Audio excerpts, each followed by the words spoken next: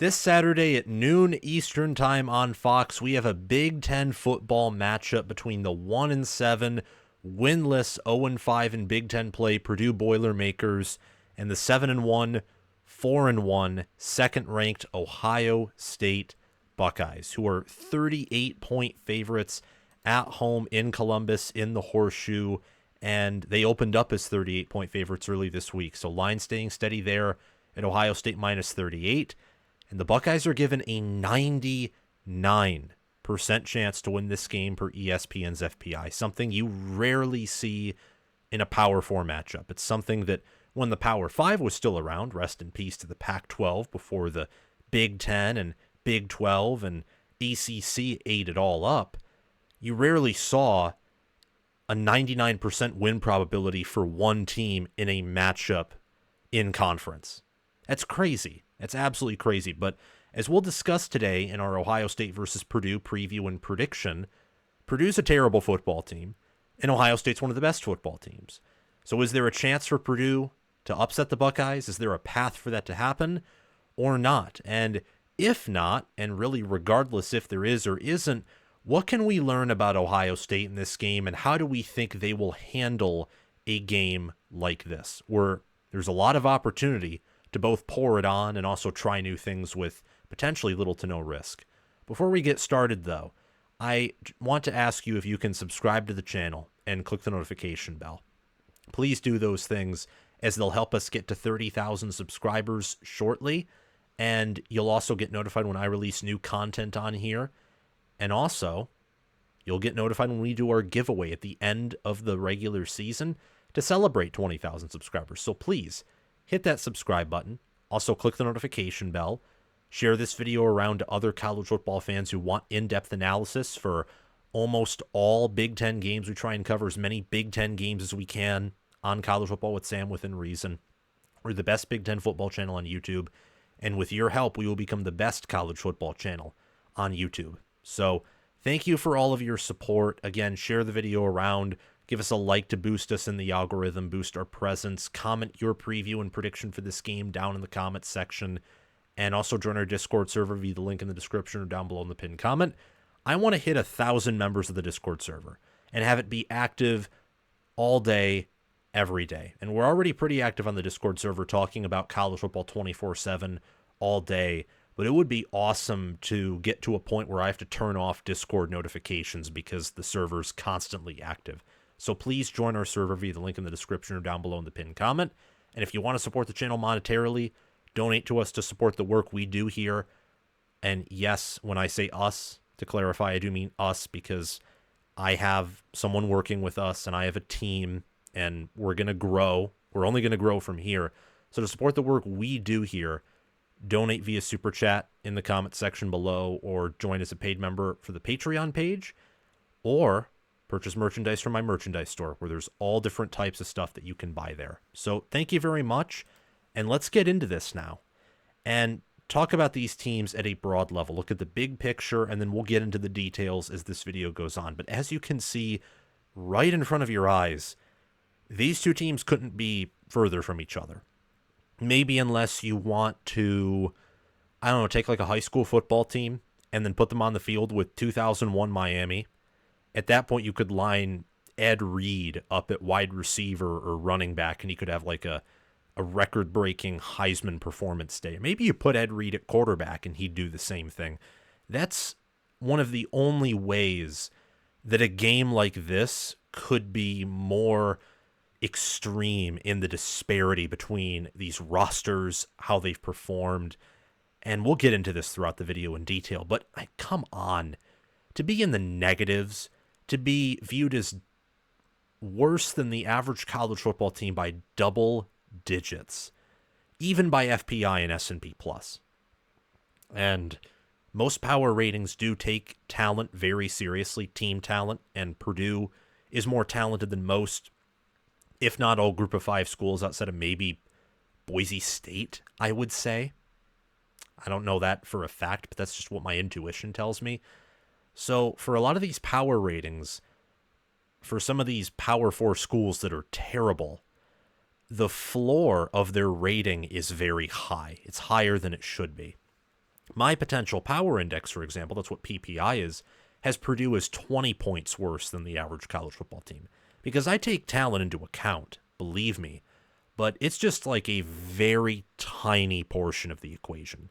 Very tiny. And this year's potential power ratings, last year's, really, at the end of the day, the teams that have more talent typically perform well, even when you don't factor in talent. So you don't really need to factor it in any more than what the analytics do, unless you're looking at really successful group of 5 teams.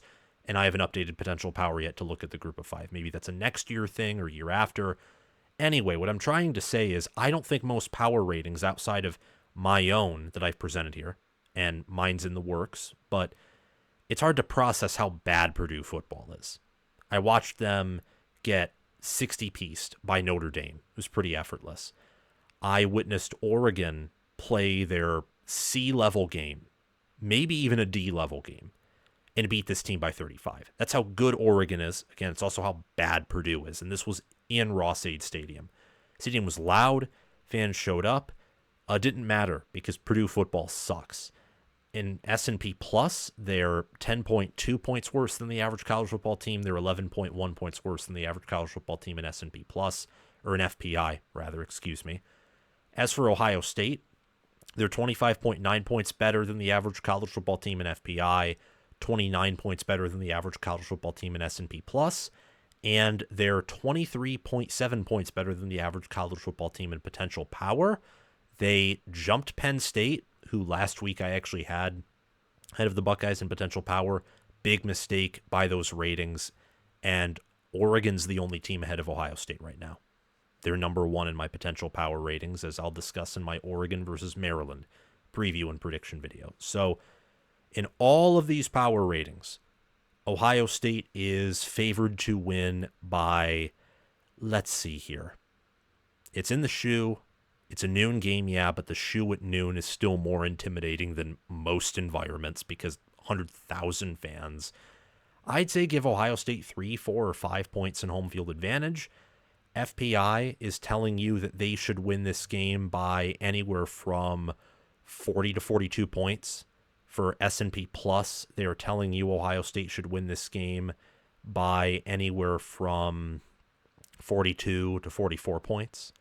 And then potential power is saying that Ohio State should win this game by anywhere from 46 to 48 points. So Ohio State, you may think this spread's pretty big in their favor, but yeah, power ratings are telling you that they could easily cover this spread here. And that's, again, because Ohio State's a really good team. And I've been critical of Ohio State in the preseason and now, really outside of the week following their win over Iowa, where I thought they were clearly the nation's best team after that. With some flaws, yes, but the most dominant team. And do I think that way now after they beat Penn State? No, but they're just good enough to be number 1, as I said in my reaction video. I don't have them as number 1. It's Oregon, both in my power ratings and just my own biased ratings in my head, but I have Ohio State in my top 4. I think everyone should. They're one of the best teams in the country, and Purdue's not good. Purdue is a negative 0.316 points per play margin. That means on a play-by-play basis, they get owned. They get baned by their opponents. Like, remember the comic where Bane takes Batman and just breaks his back? That's what happens to Purdue on every play. Their back gets broken on an average play-by-play basis, which is painful. And if I was a Purdue fan, I would be furious. If you are a Purdue fan, I will be praying for you because that sucks. They even have a negative expected points added margin, a negative 0.178 expected points added margin. It's horrible. That's because they can't get any drives going. They can't get any drives going. They have no consistency on offense, and their defense isn't good. Their defense is about as effective at defending the end zone as empty sandbags or a paper mache bomb shelter. They're not good, and I'm going to be saying that a lot more in this video, so be prepared. As for Ohio State, they have 0.381 points per play margin, which means on an average play-by-play basis, they are dominating their opponents. And then you look at expected points added margin, Ohio State with 0.363. A huge part of that is because they're very effective in the red zone. They're very effective at creating sustainable drives, at being creative, at attacking all points on the field. And their defense does a good enough job of not letting you in the red zone and maybe playing a little bit bend but don't break. Jim Knowles' defense, at its very best, just allows you to drive in between the 20s, and they always keep you in front of them. And then when you get close to the 20, they force you into a situation where you have to decide whether or not you want to be aggressive and take a big risk, or if you want to maybe settle for a field goal. That's when Jim Knowles' defenses are at their best. So you see this team and how it all plays out in the points per play margin, the expected points added margin, and even here in a team comparison looking at strength of schedule and game control from ESPN, Ohio State not only is rated much higher in game control, which is basically strength of schedule adjusted dominance at second, where Purdue is 107th, by the way. Ohio State is the tougher strength of schedule, 19th toughest strength of schedule compared to Purdue's 35th. So Ohio State is infinitely more dominant. They are more talented. They have home field advantage, and they're more battle tested. I think you can already see where this is going. This is just, it's not a good matchup for Purdue whatsoever. And this is another game where, you know, if Wisconsin can hang a 50 burger on you, if Notre Dame looks good through the air when their wide receivers and quarterback are very questionable and they're doing that to you, if Nebraska can play dead for 3 quarters and beat you by, 15 or 18 points, and if Oregon can kind of play dead every other series and beat you by 35, yikes. This is going to be another one of those games where people are going to be talking about Ryan Walters can't be around. That's kind of what it looks like here. But if there is a path for Purdue to make this close, maybe do what they did against Illinois, or a path for Ohio State to dominate and come out, like, what's going to be the pivot point here, if there is a pivot point? At this point, the pivot is probably anywhere from Purdue playing this competitively for a half to Ohio State winning by 70. Got to be honest with you. I really don't see a path here for Purdue to win, but never say never. So for that reason, I'm saying quarterback, running back, the talent on the offensive line, which is not Purdue's biggest weakness on offense, pit that, Purdue's rushing attack against Ohio State's defense, and we're going to find out some interesting stuff, I think. Ohio State dominates Purdue in multiple categories, and of the 146 statistics that I scrape weekly from teamrankings.com, Ohio State leads in 119 of them. Purdue only in 27 of them. Purdue's average rank among these statistics is 97.2. Ohio State's average ranking is 41.1. But Purdue's rushing offense has had some limited success this season. They average 4.6 yards per carry, which is 54th. They only average 29.6 rushing attempts per game, and I think a big part of the reason why that is their offense, A, is very inconsistent, but also they do get behind. They do, and they try to stick to the run. Their rushing play percentage, for example, is 51.88%, which is 72nd. 45.1% of their yards gained are on the ground. Their rushing offense is much more successful than their passing offense. Purdue's offense is just an abject disaster. The only hope that Purdue has on the ground is with running back Stephen Mockabee, with backup running back Reggie Love III. You look at Ryan Brown and the mobility that he has at quarterback. He can present some issues, but that was a talking point of mine against Oregon. I picked Oregon to win in a blowout, but I said if Purdue's going to pull this off, it will be because Ryan Brown uses his legs, causes Oregon's defense some issues. It never happened. Oregon read him like a book. He couldn't do anything, looked clueless out there. So, yes, I'm kind of reaching here, but still it's useful to bring up these things because Ohio State's rushing defense, it's one of the better rushing defenses in the nation. They allow opponents to average 3 yards per carry, which is 10th. They only allow 95.5 rushing yards per game, which is 6th. Opponents run for 31.8 attempts per game on Ohio State. So on an efficiency basis, Ohio State's rushing defense is pretty good, I would say.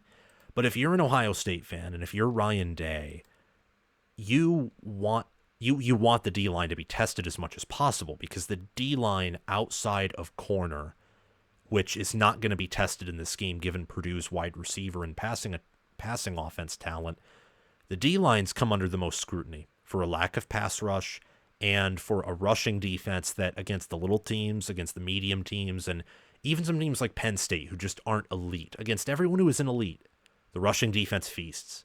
Against elite teams, the defensive line kind of disappears a little bit. They're not the nation's worst in big games, but Oregon averaged 5 yards per carry. They actually blitzed a few times against Oregon. When I rewatched film to prep for the Penn State-Ohio State game, it didn't matter, which is part of the reason why I've been whole critical of people saying Jim Knowles needs to blitz more. Every time he blitzes, big plays happen. Every single time, unless the quarterback is Dylan Raiola or he's young. So he gets overwhelmed and just takes a sack. Jim Knowles' defenses are the best when they send 4, maybe occasionally 5, to add some just some additional pressure. Keep everyone in front of you. Play bend but don't break. I mean, trust me on this. I, for example, as many of you know, I'm a Michigan fan. That defense worked to perfection against Michigan last year outside of that final 8-minute drive that Michigan had. Michigan got in the red zone more times than Ohio State did. Michigan was the more efficient team, and there were multiple points in the game where it looked like Michigan was going to drive down and take a double-digit lead. And because of how that defense operates, never happened. And that Michigan offense last year wasn't top 10 in scoring, but on a points per play basis, on an efficiency basis, they were actually top 5. Like, that was a ridiculously efficient offense for how low it was in points per game. And that's because they chewed the clock. All they cared about was really game control. They didn't care that much about running up the score or style points. So that defense last year for Ohio State was generational. Wasn't quite as good as last year's Michigan defense, but it was also a generational defense, up there with 2021 Georgia's, with the 2011 Bama defense. And Ohio State was very close to that. And this defense has a lot of those players. So it'll be fascinating to me to see what this defense does for Ohio State against a very weak Purdue offense. Like, if they bring pressure and they're inconsistent in their pressure against Purdue, you know that, no matter what happens, this pass rush isn't going to be good. And I think that these teams are far enough along to where we already know some of these things, but Purdue is the weakest opponent Ohio State has played since maybe not even Marshall. They may be the weakest opponent since Western Michigan. Let me actually check that here. Not to go off on too big of a tangent, but let me check that. And while I'm checking that, let me get to some other things that I'm talking about here. It's interesting to see what this defensive line especially can do. Because again, they're doing a very good job stopping the run on the ground, only allowing 3 yards per carry. But you look at their pass rush, and they're only getting to opposing quarterbacks, 9.61% of their dropbacks. That's impressive. But the sack percentage is going down as the opponents have gotten tougher. And they got a ton of sacks against Iowa, ton of sacks against the MAC schools they played, the group of 5 schools they played, some sacks against MSU later in the game. Ohio State's one of these teams where you look at the statistics that they produce on both sides of the ball, and it's a representation of how good they are, because they're one of the nation's best teams. But at the same time, you wonder if the statistics aren't almost over-representing how good they are. Because you look at points per play margin, for example, and if you were to factor in strength of schedule with that, Ohio State would be the most dominant team in the country. And game control says that to a limited degree as well. But then you watch the Oregon game, you watch the Penn State game, you watch the Nebraska game, and you even watch the Iowa game for the first half. And this is not a team that is perfect in game control. If they were, they would have blown out Penn State with how that game was going. It would have been 21-3 at halftime. The pick six wouldn't have been thrown. There would have been no fumble in the end zone. etc. Like, you get the point. Checking all of this, let me see where Marshall is there. Yeah, this is the worst team. I kid you not. Are they? Hold on. Are they worse than Western Michigan? They might be worse than Western Michigan, guys. This is crazy. Absolutely crazy. Where is Western Michigan? I'm not going to spend too much time on it. Yeah, they're worse than Western Michigan. This is the worst opponent Ohio State's played since Akron. So yeah, I hope that gives you a good picture of how bad this Purdue team is. And obviously Ohio State's therefore better on all positions of offense. It feels weird talking like this because typically these mismatches only occur in the beginning of the year. And the fact that we're talking about learning things about Ohio State and talking about what new things they can test out, you typically do that early in the year. But they have an opportunity to do that in November because of how bad this Purdue team is. I mean, you look at Purdue's leading quarterback right now, Hudson Card, who I believe is still injured. Don't count me on that, though. 1,005 passing yards, 6.7 yards per attempt, a 130.8 passer rating, 8 touchdowns, 4 interceptions, 61.7 completion percentage. And I mean, I don't know what to tell you. I don't. And looking at things and how updated they are, no, Hudson Card did start against Northwestern, where he had a 67.7 QBR, which was his highest of the year outside of their performance against Indiana State. And Indiana State's an FCS team. So quarterback doesn't look all that good. And Ryan Brown gives them their best chance to win. If they start Card against Ohio State, I will tell you Ohio State will cover, and that will not be much of a question. Devin Maccabee's pretty good on the ground with 539 rushing yards, 5.9 yards per carry, and 3 touchdowns. Reggie Love III is 325 rushing yards for 5.4 yards per carry and 2 rushing touchdowns. You look on the receiving end of things, Max Clare leads their team in receiving yards, much like Colston Loveland leads Michigan in receiving yards. Clare has 462 receiving yards, 2 receiving touchdowns.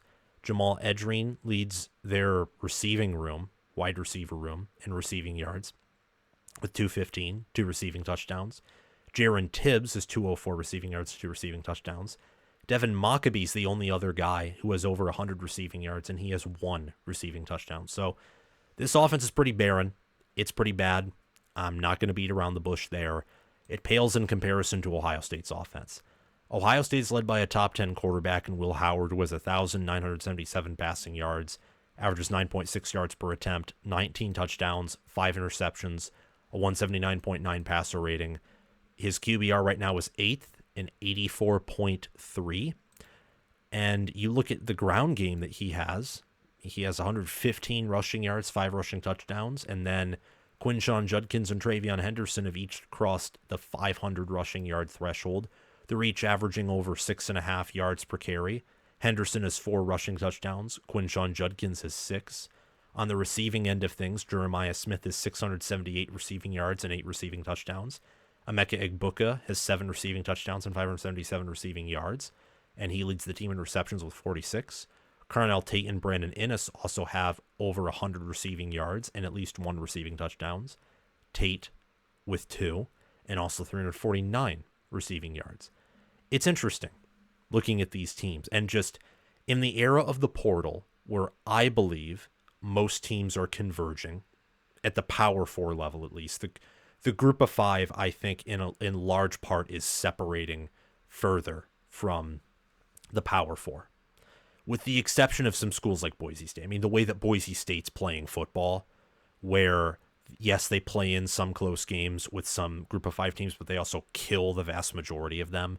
Boise State may be a team that actually gets closer to the Power 4 with the portal, but this is an instance where Purdue is just, they're horrible. I mean, this may be Purdue's worst team of the 21st century, and they've had some pretty bad teams in the 21st century. They have. This is certainly the worst Purdue team of the past decade, I would think, given that Jeff Brom has been there most years, and last year's Purdue team was certainly better than this year's Purdue team. But Ohio State's better at every position. They're better on the offensive line. Tight end, I would say they're better. I know that Max Clare is more involved with Purdue's offense, and he's pretty good with 462 receiving yards. But I think they're just feeding him the football. That's my honest opinion. As for Ohio State, I think that G. Scott Jr., I think that Will Kazmarek, and I think that Jelani Thurman, when they're healthy and they're involved in the offense, they do things. And I think Ohio State has depth there. Maybe a controversial opinion. I can see an argument just based off of production that Purdue has a better tight end room. But I think Purdue as an overall team is not good. I think they're weak. And I think that outside of maybe one player like Max Clare on offense or Devin Mockabee at running back, they don't have many good players. They don't. And certainly when you take into account how those players are coached and how they execute, yeah, I mean, that's really all I have to say there on the side of the offense. You look on the defense for these teams, it's again Ohio State everywhere, better on the D-line, better at linebacker, better at DB. I mean, let's make some more comparisons here. Total offense, Ohio State, 7 yards per play, Purdue 5.3. Ohio State, 457.8 yards per game, 10th. Purdue, 299.3, 125th. Excuse me. You look at passing offense. Ohio State averages 9.4 yards per pass attempt, 8th. 13.1 yards per completion, 28th. Purdue averages 6.6 yards per pass attempt, 102nd. 11.5 yards per completion, 82nd. Scoring defense-wise, Ohio State only allows 12 points per game. That's 3rd. Purdue, outside of their FCS opponent, allows 42.1, 132nd. And for head coach Ryan Walters, whose specialty is on defense, that shows, I think, how dysfunctional and how bad this team is. They're allowing opponents to average 0.6 points per play. On an average basis, Purdue's opponents only have to run 2 plays to score a single point. That is insanity. That is borderline insanity. That's crazy. I don't know if I've ever seen anything like this. I mean, this is, imagine 2021 Michigan State, when Ohio State beat them 56-7. Imagine Michigan State's secondary. And if a defense and all of their units and all of their players had the efficiency of that secondary, that's what Purdue's defense is. It's horrific. It's embarrassing and sad to watch. They allow 6.9 yards per play and 488.3 yards per game. Opponents on an average basis average more yards per game against Purdue than Ohio State averages per game. And they've played some pretty bad opponents, and they have a really good offense. You look at rushing defense. Purdue allows opponents to average 5.5 yards per carry. And in passing defense, they allow opponents to average 9.5 yards per attempt and 14.5 yards per completion. Purdue is a team that you are glad to play because they can be your sounding board, and you can, boost your players' chances to be named to the All Big Ten team or to be named to Heisman candidacy. Or this is the game where Jeremiah Smith can get 300 receiving yards so he can become a 1,000-yard receiver and be up there for the Biletnikoff Award, like as a lock almost. That is what this game is. And Ohio State, again, better on the D-line, better at linebacker, better at DB. It's not even close. Purdue's Dylan Thieneman, amazing true freshman season last year. Right now, just mediocre. Ohio State, by comparison, they had a safety in Caleb Downs, who was fantastic last year at Alabama, comes to Ohio State, phenomenal again. And a defensive front where Purdue had Cole Brever, Jeffrey Mbaugh, Will Helt, Joe Anderson, Kydron Jenkins, Yanni Karloftis. They had some talented players who performed well last season. Mo Amonde, for example. They have completely fallen off a cliff. And while Ohio State's defensive front, I think, has taken some steps back from last year, I don't think they have the same depth, particularly at linebacker, that they did last year. A defensive tackle, I just think, is also a little bit of a step back in terms of depth. But starting-wise, I think the D-line is better. than where it was last season. Starting wise, I think linebacker isn't as good as where it was last year, but last year's defensive front was elite, near elite. It's the same story right here. Jack Sawyer, Ty Hamilton, Tyleik Williams, JT Tuimoloau, Caden McDonald, who's really good as a true sophomore, Kenyatta Jackson Jr., Cody Simon stepping into a really impressive role at middle linebacker. The difference between these two teams is just so clear everywhere. Ohio State's defense on the season, 22 sacks, 6 passes defended, or 6 interceptions, 23 passes defended, 7 forced fumbles, 5 fumble recoveries. Purdue's defense, 17 sacks, 4 interceptions, 2 forced fumbles, a fumble recovery, 20 passes defended. For Purdue on defense, if you're going to pay attention to anyone, it's Kydron Jenkins and Will Helt. They've combined for 10.5 out of Purdue's 17 total sacks, and Will Helt has a fumble recovery, and Kydron Jenkins has 58 total tackles, where he is second on the team behind Dylan Thieneman. As for Ohio State, defensively, I would pay attention to JT Tuimoloau, Jack Sawyer, Tyleik Williams, and Ty Hamilton. Each have 2.5 sacks or more. Ty Hamilton and Jack Sawyer have a forced fumble. I think the defensive front is the position to watch on this Ohio State defense. In the trenches, Ohio State's better. I think at special teams, Purdue is better. Purdue actually has a kicker, unlike last year. Spencer Porath, 7 of 9 from field goals, long of 45. Ohio State's Jaden Fielding, 5 of 6, long of 46. Ohio State's not done a good job punting the football. They don't really have much of a return game, even with the talent they put back there. They really need a special teams coach. After this year, Ohio State and Ryan Day need to hire a good special teams coach, whether he is an analyst or whether he's, officially part of the coaching staff. Gotta find a special teams guy. You have to, because in big games, in close games, special teams can make or break things. I mean, look at Michigan, Alabama last year in the Rose Bowl. If Michigan doesn't have the issues they do on special teams, the game probably would have been over in Michigan's favor by a touchdown or 10 points at the end of the fourth. Special teams kept Alabama in that game, and that was a big game. If Michigan lost that game, the season would have been a failure. And instead what happened is Nick Saban's final matchup, his final game of his career, was a loss in the Rose Bowl. So special teams is very valuable. It's the one thing where I think Purdue's a little bit better than OSU, but not by all that much.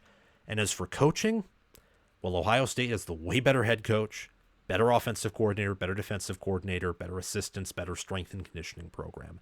It's just that simple. Ryan Day has built a monster.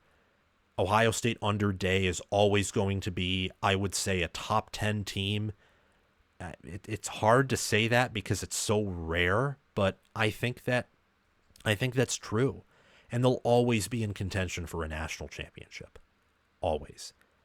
And, I mean, this year with the schedule they had and some of the issues they've had at times, if they go 11-1 this year, and the odds say they will they ever go like 9-3 in the regular season? Like, ever? Probably not. Maybe not. And if they don't, that's incredible. Or how often will they go 10-2 in the regular season? I don't know, because this schedule's pretty tough, and they're handling it well and winning the games that they need to win outside of that loss to Oregon, which was by 1 point. They could have easily won that game. Overall, as I've mentioned time and time again, this is a huge mismatch. I think Ohio State's going to come out. I think they're going to have success against Purdue like they did against Western Michigan, and this is going to be a blowout. It won't be competitive. The backups will be in the fourth quarter. I will say boldly the entire fourth quarter. Maybe almost the entire second half. I mean, this is going to be ugly. It's going to be an ugly, ugly, bad blowout for Purdue. And for Ohio State, it's an opportunity to stat pad. It's an opportunity to get in your backups, to test out your depth here and there, to really rest your starters after a few series so that way they can go into the Northwestern game with a lot of rest and reps, and more importantly, assuming that Ohio State beats Northwestern handily, they can be plenty rested for what will be an important game against Indiana, because Indiana has a bye entering that game. And you want to be as rested as possible, because I think with how well Indiana's coached, Indiana coming off of a bye is probably going to give their A+ performance in the shoe. And that's a very important game for Ohio State. Who would have thought that would be the case in the preseason? But Ohio State covers the 38-point spread. They win 59-0. Thank you all so much for watching this video. Remember to like, subscribe, hit the notification bell, and comment your thoughts down below. Thanks to Crash2488, Brasco Rascal, and Connor OH for being Heisman members. Thanks to Chris Lane, Ismar, and Tyler Nye for being All-American members. And thanks to John Lynn, Roaming Gnome, Matthew Sale, Austin Christmas, Joshua Jorgensen, Will Loftus for being all-conference members. Have a great day, everyone. Make sure to check out my merchandise store, Patreon page, and Discord server via the link in the description or down below in the pinned comment. Have a great day, everyone. Go Boilermakers, and go Buckeyes.